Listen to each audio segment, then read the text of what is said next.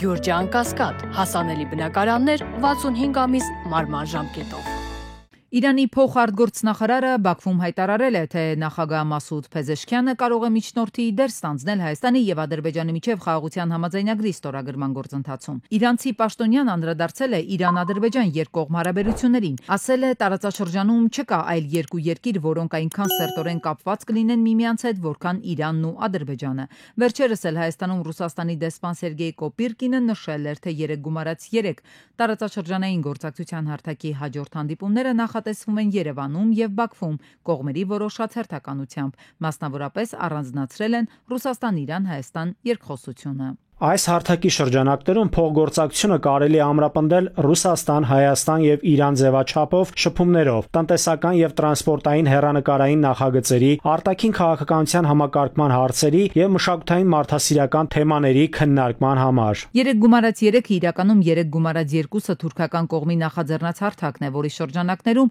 մի քանի անգամ հանդիպումներ են եղել, սակայն փաստացի արդյունք չեն տվել։ Դրանցից վերջինը Ստամբուլում էր 2024-ին, հետո մասնավորապես վերջին ամիսներին Ալիևը հաճախակի էր խոսում այն մասին, որ տարածաշրջանային հարցերը պիտի հենց տարածաշրջանի երկրները քննարկեն եւ լուծեն։ Հիմա էլ ակտիվ շփումների մեջ է վրացական իրանական կողմերի հետ։ Եթե լինի նոր հանդիպում այս ձևաչափով, ապա կարող է այն որևէ արդյունք տալ հայ-ադրբեջանական խաղաղության գործընթացում։ Քաղաքագետը դրական կանխատեսում չունի, որովհետև կարծում է պարզապես Ադրբեջանը քաղաքական կամք չունի պայմանագիր ստորագրելու։ Չի ուզում, ինչ վերաբերում է երկու տերությունների Ռուսաստանի եւ Իրանի ակտիվացմանը, փորձագետը դրանք տարածաշրջանում այս երկրների ունեցած շահերով է պայմանավորում, մասնավորապես ընդգծում է հյուսիս-հարավ ճանապարհը։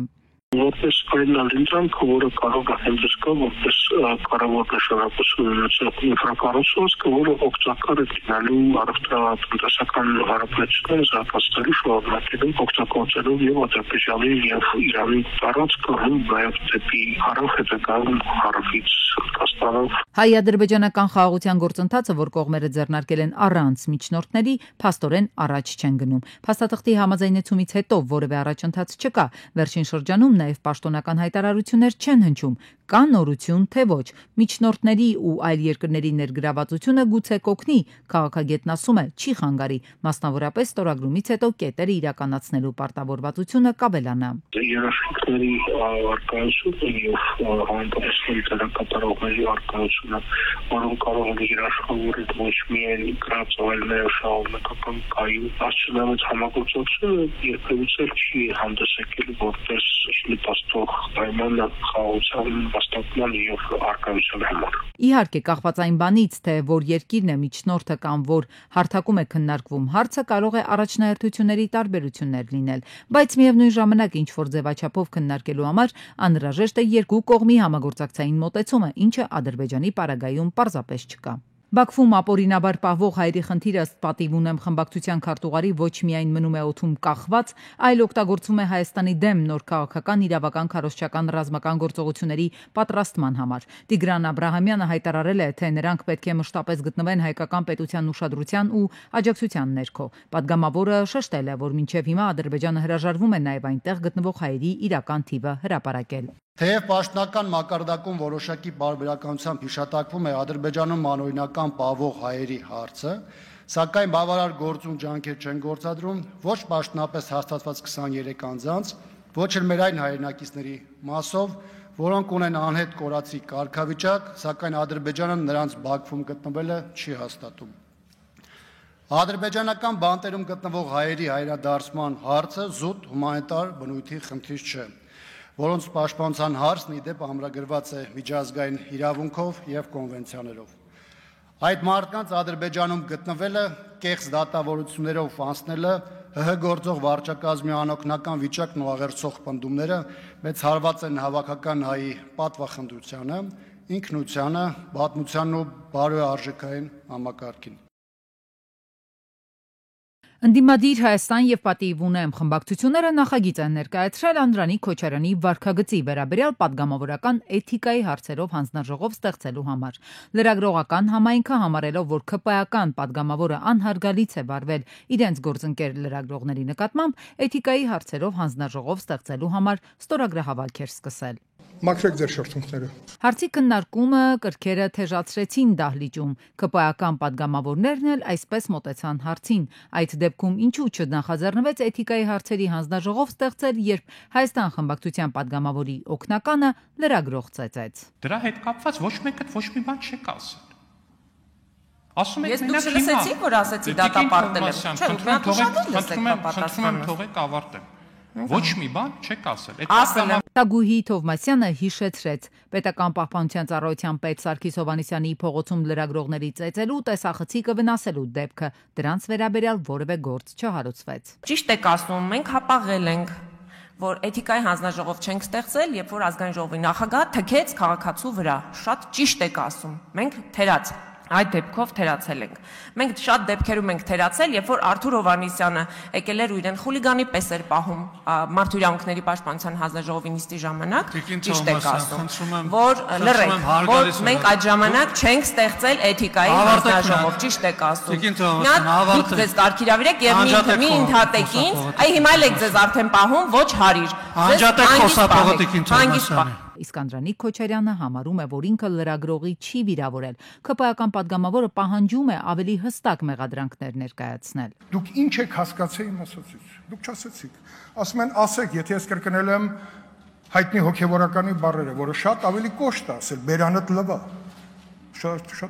անհասկանալի արտահայտություն է։ Եվ մեկնաբանել է, ի՞նչ է մեկնաբանել։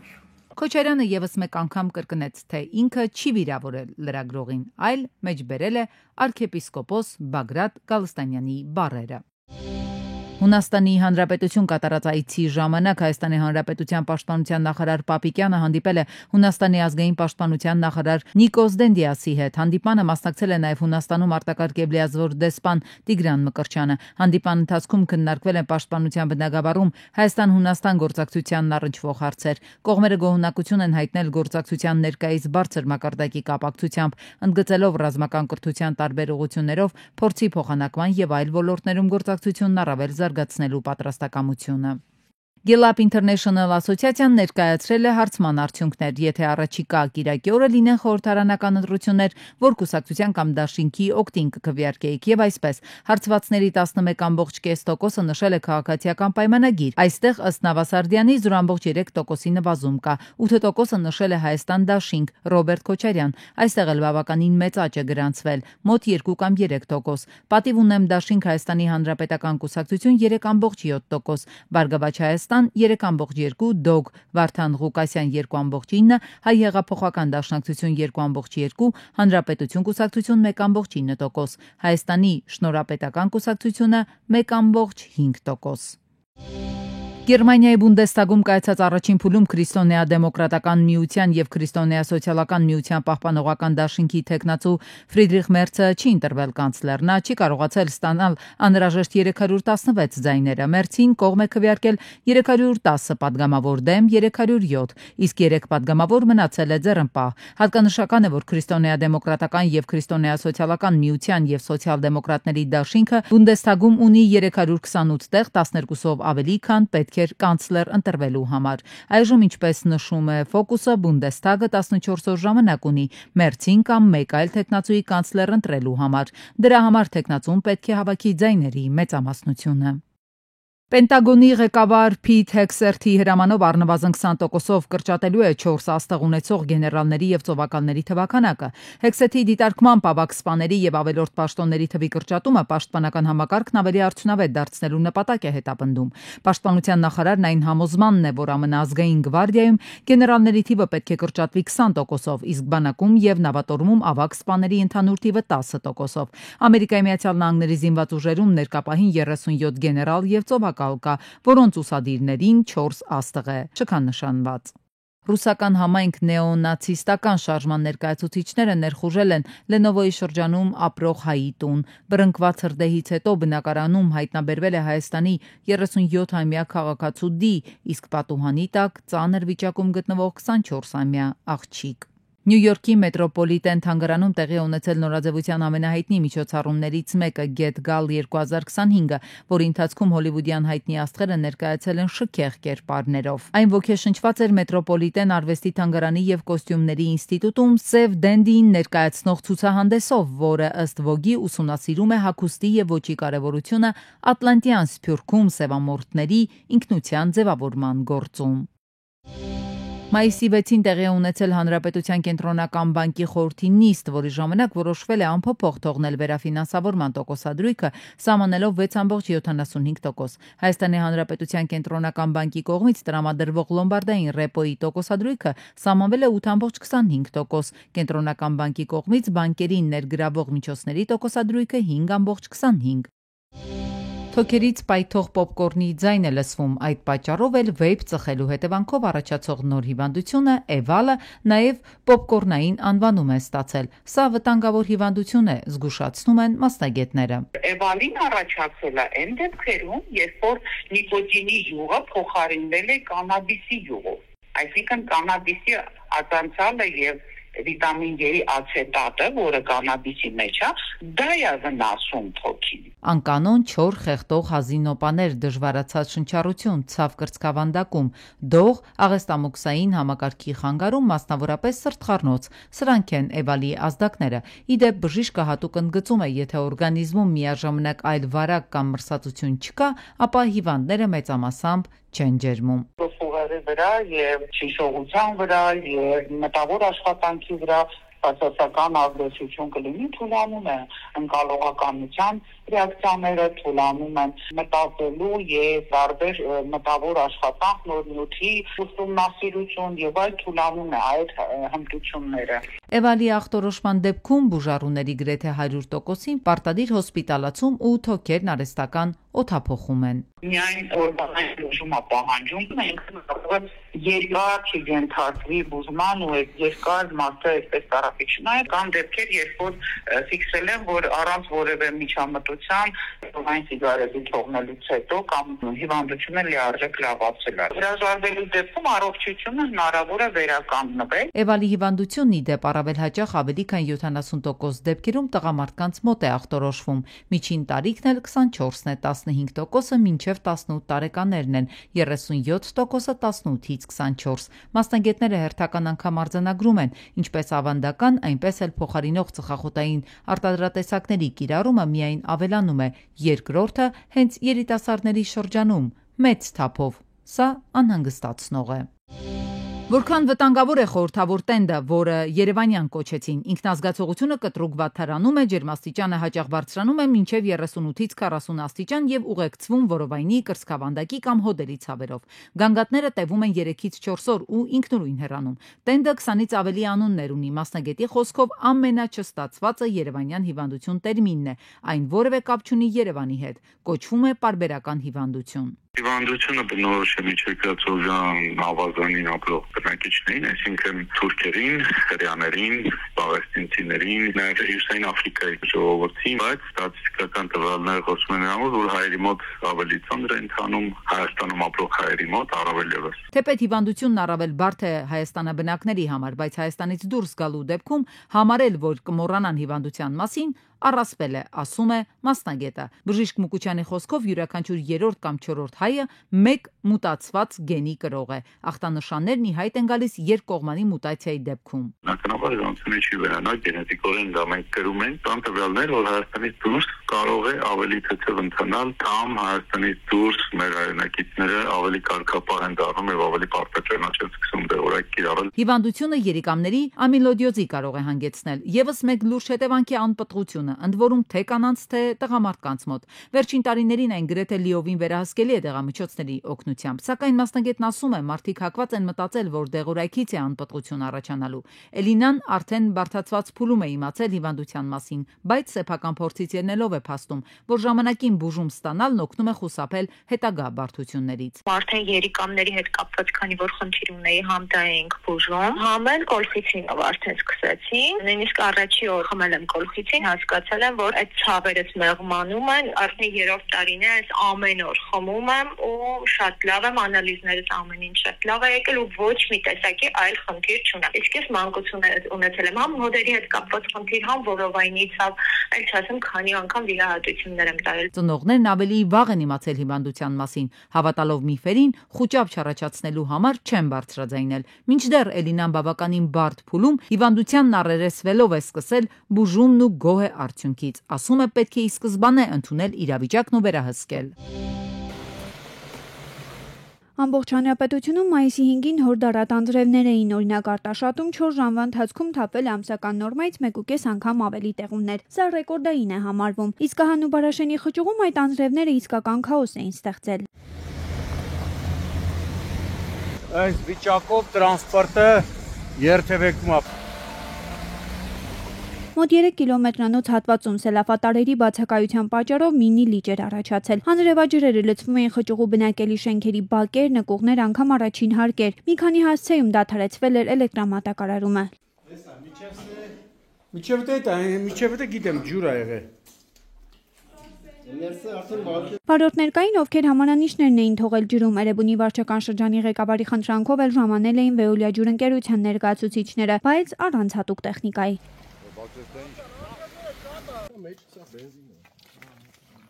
Մայիսի 6-ին արտակարգ դեպք է տեղի ունեցել Մայրաքաղաքում անհայտ անձը կամ անձինք Շենգավիթի Մկրտիչ Սետրակյան փողոցում սեփական տան դիմաց հրկիզել են Երևանի ավագանու Մայր Հայաստան խմբակցության անդամ Գևորգ Ստեփանյանի կնոջ Հոնդան։ Ստեփանյանն ու հարևանները նկատելով վառվող մեքենան նախ ահազանգել են փրկարարծարայության 911 ճգնաժամային կառավարման ազգային կենտրոն, արագ կողմնորոշվել են մինչև հրշեջների ժամանումը մարել մեքենայում առաջացած կրակը։ Ի դեպ ըստ հարևանների հրշեջները ուշացումով են եկել։ Տեղում էին ոստիկանության պարեկային ծառայության Երևան քաղաքի գնդի 3-րդ գումարտակի առաջին վաշտի պարեկները։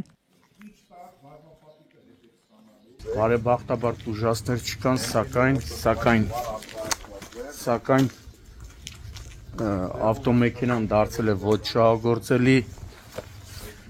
Դեպքի մասին ոստիկանության Շենգավիթի բաժնից տեղեկությունը փոխանցել են Հայաստանի քննչական կոմիտեի, Երևան քաղաքի քննչական վարչության Շենգավիթի քննչական բաժին։ Իսկ մայիսի 5-ին Իսահակ Գասպարյան փողոցի 30 հասցեում մեքենա է այրվել։ Օպերատիվորեն ժամանած Երևանի շրջփրկարարական ջոկատի փրկարարները նախ կանխել են ՎԱԶ 2109-ում առաջացած կրակը, ապա մարել այն, սակայն մեքենան վերածվել է մոխրակույթի։ Ժամանել են ոստիկանության պարեկային ծառայության Երևան քաղաքի գնդի 2-րդ գումարտակի 3-րդ վաշտի պարեկները։ Ի դեպ կասկածներ կան, որ այդ մեքենայով հանցագործություն է կատարվել, հետքերը վերացնելու համար էլ մեքենան հրկիզել են։ Այդ փաստով զբաղվում են քրեական ու համայնքային ոստիկանները։ Ըստ նախնական տեղեկությունների հնարավոր է նշված ավտոմեքենան Արմավիրի մարզից գողացել են։ Կան նման օպերատիվ տեղեկություններ, ինչը այս պահին ներքին գործերի նախարարության ոստիկանության, քրեական ոստիկանության գլխավոր վարչության, Արմավիրի քրեական վարչության պետ Արտուր Բդոյանի հանձնարարականով արդեն մարզի քրեական ոստիկանները այդ ուղղությամբ աշխատում են։ Մայիսի 5-ին Սարալանջի փողոցում բախվել են 24-ամյա Սամվել Օրդուխանյանի BMW-ն եւ 33-ամյա Մհեր Սարգսյանի BMW X3-ը։ Ժամանել են ոստիկանության պարեկային ծառայության Երևան քաղաքի գնդի 2-րդ գումարտակի 3-րդ վաշտի պարեկները։ Ըստ տեղեկությունների վթարի պատճառը եղել է Օրդուխանյանի վարած BMW-ում առաջացած անսարքությունը։ Դրա հետևանքով վարորդը չի կարողացել կառավարել մեքենան, դուրս է եկել հանդիպակաց երթևեկելի գոտի, բախվել BMW X3-ին, ապա առաջ ընթացել ու բախվել ճանապարհի եզրին տեղադրված երկաթեթի թեղին, կոտրել այն, մասամբ հայտնվել փոսում։ Քիչ կոմպահի, այ այդպես դոգա։ Ըստ նախնական տեղեկությունների բարեբախտաբար ուժասներ չկան։ Եվ մի քանի օր շարունակ որոնողական աշխատանքների արդյունքում Երևանյան լճում ջրասուզակն ու փրկարարները հայտնաբերել են Ուկրաինայի Հանրապետության քաղաքացի 2012 թվականին ծնված Մայա Վորյատկինայիդին։ Ժամանել են ոստիկանության համայնքային ոստիկանության գլխավոր վարչության Շենգավիթի բաժնի օպերատիվ խումբը բաժնի պետի գլխավորությամբ։ Հիշեցնենք, որ աղջիկը մանկական երկաթուղու տարածքում էր ընկել Հրազդան գետը։ Մի քանի օր է նրան որոնում էին։ Փրկարարները, ջրասուզակները, հատուկ նշանակության փրկարարական աշխատանքների իրականացման կենտրոնի փրկարարները, անգամ Երևանի մի քանի փրկարարական ջոկատների փրկարարներ եւ փրկարար ծառայության տնօրեն ներքին գործերի նախարարի տեղակալ փրկարար ծառայության գեներալ մայոր Կամո Ցուցուլյանի կարգադրությամբ նաեւ Արարատի, Արտաշատի, Վեդի, Աշտարակի հրշեջ փրկարարները ամեն օր որոնական աշխատանքներ էին կատարում։